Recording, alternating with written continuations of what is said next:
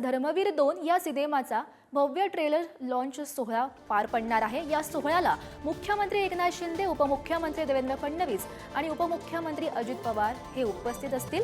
विशेष म्हणजे या सोहळ्याला बॉलिवूडचा भाईजान सलमान खान आणि बॉलिवूडचा किंग खान शाहरुख खान सुद्धा उपस्थिती लावण्याची शक्यता आहे। आनंद दिघे यांच्या आयुष्यावर आधारित हा सिनेमाचा हा दुसरा भाग आहे।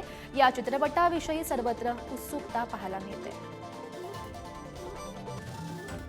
तर या संदर्भात अधिकची माहिती जाणून घेऊयात। आमचे प्रतिनिधी श्रेयस सध्या आपल्यासोबत आहेत।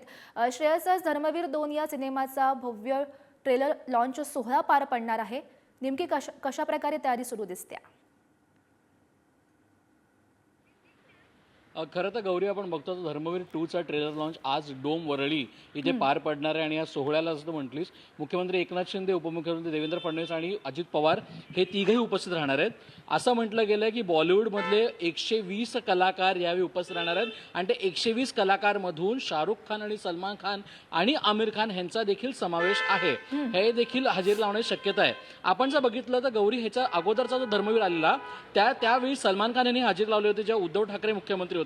यावेळी मुख्यमंत्री एकनाथ शिंदे आहेत, त्यामुळे आता अजित पवार आणि देवेंद्र फडणवीस सोबत मंचावर सलमान खान दिसेल का, शाहरुख खान दिसेल का, याकडे सगळ्यांचं लक्ष लागलंय। मात्र धर्मवीर 2 ची उत्सुकता ही शिगेला झाली आहे।